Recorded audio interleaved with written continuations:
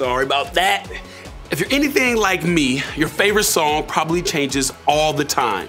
When I'm feeling really good and really happy like what you just saw, I love to listen to upbeat and positive songs. When I'm trying to pump myself up for a big game or get excited about something challenging, I listen to something loud. When I'm really frustrated or angry with somebody, the angry songs just seem to get me. And if I'm sad, there's a song for that too. Maybe you're the same way. You've got a favorite song that speaks to what you're dealing with. You've got a song that fits each feeling, one that matches every mood, one that reflects the emotions you might be experiencing. I can show you, it's like this. How does this song make you feel? Alexa, play me a mood.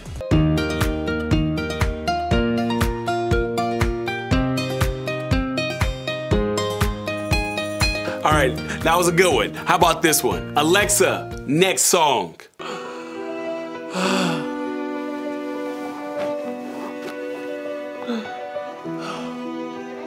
All right, how about this one?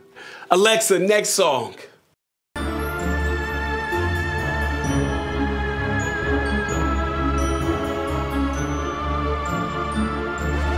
Okay, how about this one? Alexa, next song.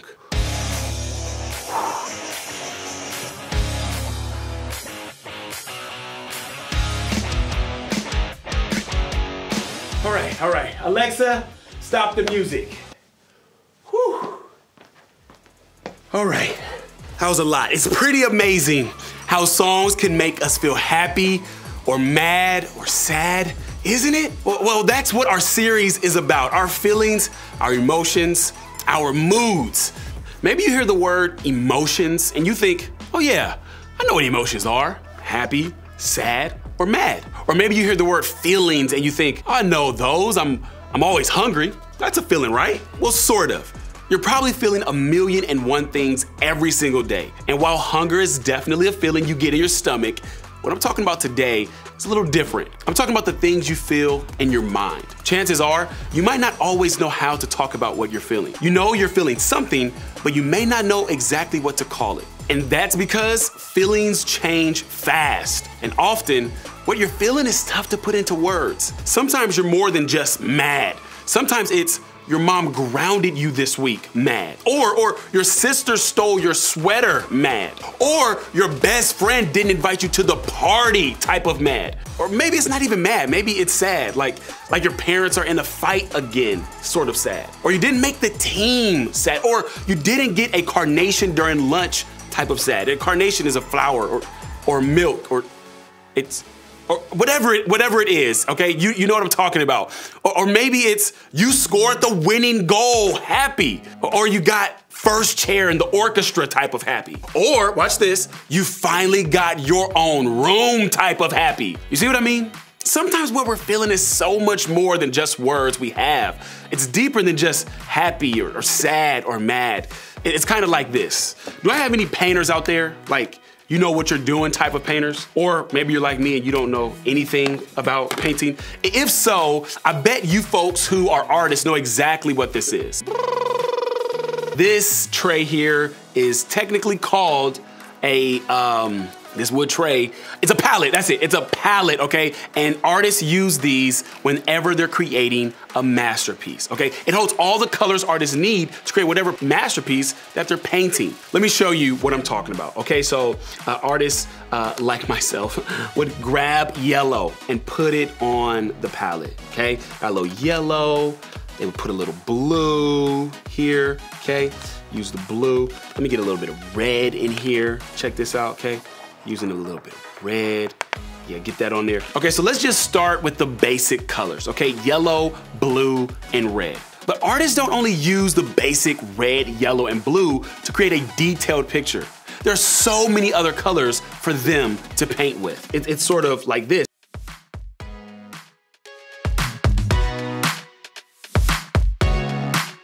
So many different colors for people to use. And then people can even mix these colors up, okay? They can mix, they can do all sorts of things with so many more colors. And honestly, this is a lot like our feelings. We're all dealing with an entire artist palette of emotions.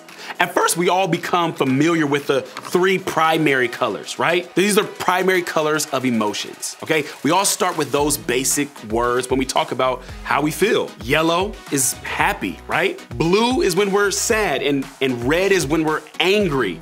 And these colors, they represent a few of the emotions that we feel. But you know this, as we mature, we have more colors to choose from, more feelings to feel. There's anxiousness, there's excited, there's inspired, there's jealous, there's guilty, and so many more. We start to have access to so many different shades and combinations of feelings. See, we get all these moods and emotions we've never experienced or expressed before.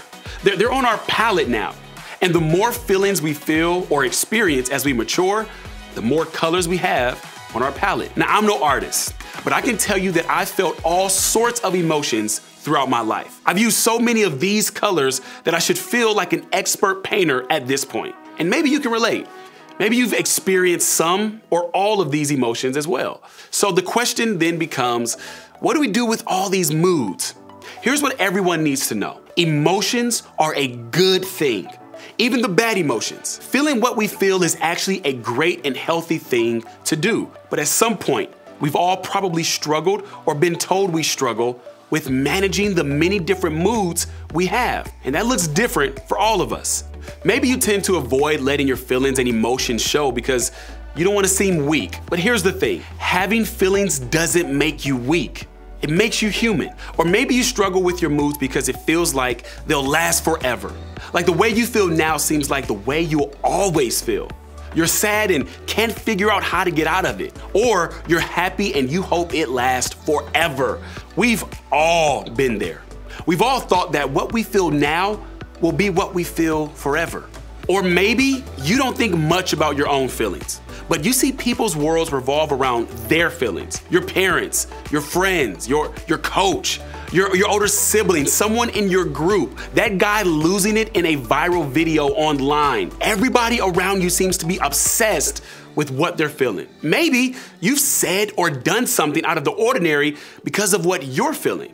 Maybe it was something you regretted. Maybe you yelled at your parents when you were angry, or threw something at your sibling when you were frustrated, or stormed out of the room and slammed the door when you were overwhelmed. Now, typically, these aren't things you usually do or say.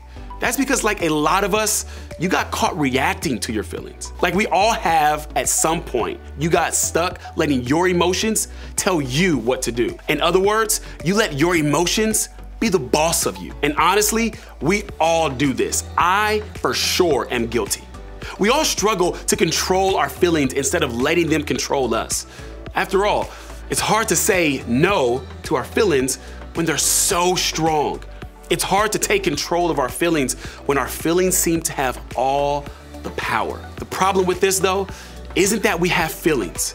There's nothing wrong with having a feeling or even developing a mood. The problem starts when we let our feelings become the boss of us. When we let our moods tell us what to do. The thing that I love about Jesus is that so much of what he teaches is helpful for everyone. Whether you consider yourself a Jesus follower or not, there's something you can take from what we're going to talk about today. It's something really cool that Jesus said during his time here on earth that I think could help us all. Something that shows us how to control our moods rather than letting our moods control us. And here's what I think is cool about this. Not only can we trust what Jesus says about our feelings because he is God himself, we can also trust him because he was human as well. When Jesus came to earth, he came as a human, and that means he experienced what we do. He knows what it's like to feel all the feelings.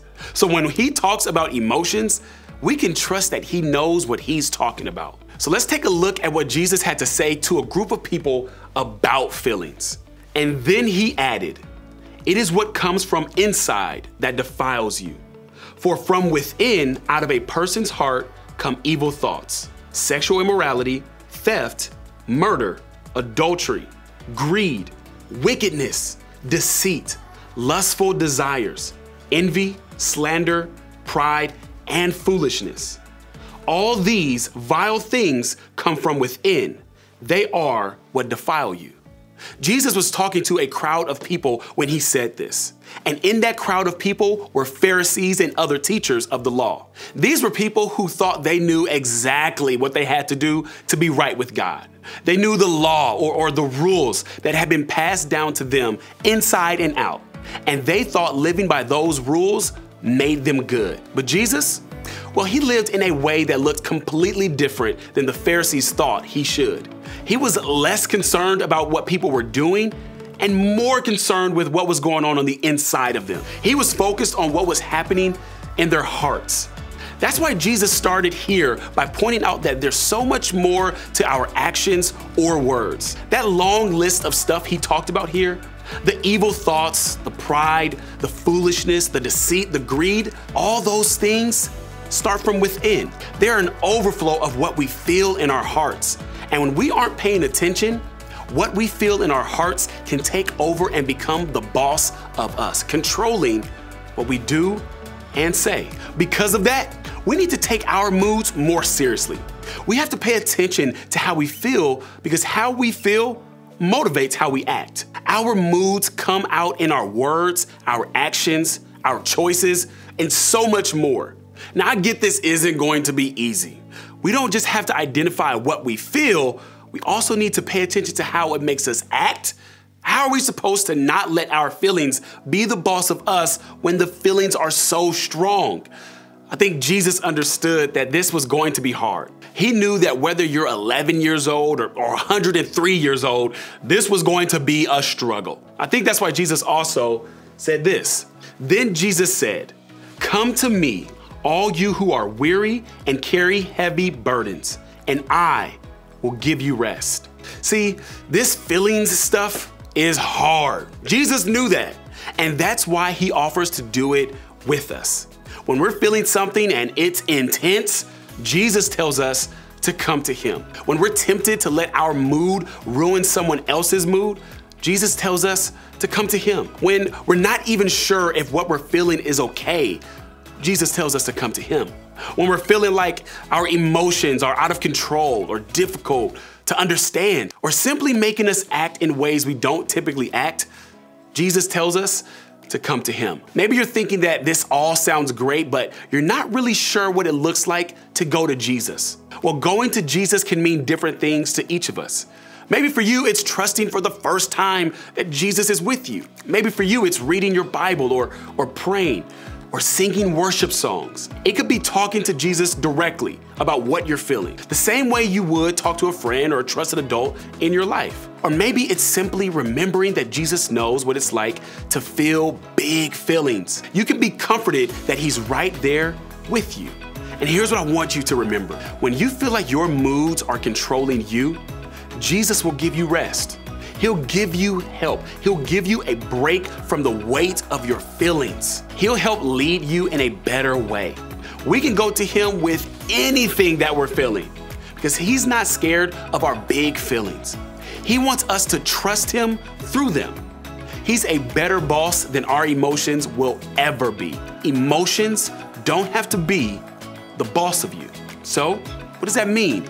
What exactly does it look like to take a step back from letting your feelings be in control? What does it look like to not let your emotions be the boss of you? Here are a few things you can do to start. First, try to think of the top 1 or 2 emotions you have the hardest time controlling. Think of the ones that end up motivating you to say or do something you wouldn't normally do. The ones that end up bossing you around more than you'd like. Maybe it's rage or sadness or frustration or anxiety or fear. Whatever it is for you, start paying attention to it. Remember, we said it's important to pay attention to our feelings. When we do or say something that isn't the way we would normally act, stop and think about why. The truth is, it may be difficult to do this in the moment, so it takes practice. And if you've already acted because of your emotions, well, give yourself some time to think about why you said what you said or did what you did. Ask yourself, what was I feeling just before I said or did it? Pay attention to the moods that you were experiencing just before you acted. That will help you recognize it the next time you're feeling that way. Next, talk about your feelings. For some of us, this comes super easy. We love to talk about our feelings and what makes us feel those things. But for others of us, especially me, this isn't very fun or easy. For some of us, talking about our feelings kind of feels awful. I'm not saying we need to pour our hearts out about all of our emotions. I'm just asking each of us to identify exactly what we're feeling, to check in with ourselves, to name our moods. If you're mad, say that. If you're angry, say that. If you're depressed, talk about it. Remember, it's not wrong to feel a certain way. Feelings are real. But sometimes by talking about it, we discover there are a few other feelings attached to the first feeling, and it helps us gain some perspective. Find a safe person like a parent, a trusted friend, or your group leader who you can talk to about your moods. Somebody who will help you identify what it is you're feeling and how it might be causing you to act. Maybe even talk to Jesus in prayer. He invites us to come to Him with our feelings, so maybe start there. And finally, be kind to yourself. This one is so important. If there's one thing I want you to know today, it's that your feelings aren't bad. And feeling them, talking about them, or experiencing them isn't bad either. Remember, we said this whole managing our moods thing wasn't going to be easy. So be kind to yourself when you don't always get it right. Don't beat yourself up about how you feel or how you act because of how you feel. Give yourself the chance to do it differently next time, to not let your feelings be the boss of you, to take it to Jesus and ask for His help. And remember, emotions don't have to be the boss of you. Now, I know it's easy to talk about this, but when it's in your real life, it's not so easy. Real life is complicated, and so are real feelings. That's why we made sure everybody has a group leader who also happens to be a human, who also happens to have feelings as well. These people show up every week because they care about you, and that makes them a safe person to go to with your real questions and your real feelings. They're here to help you realize that emotions don't have to be the boss of you. So, as you head to group today, consider talking to them about this question. When was a time you remember letting your emotions be the boss of you?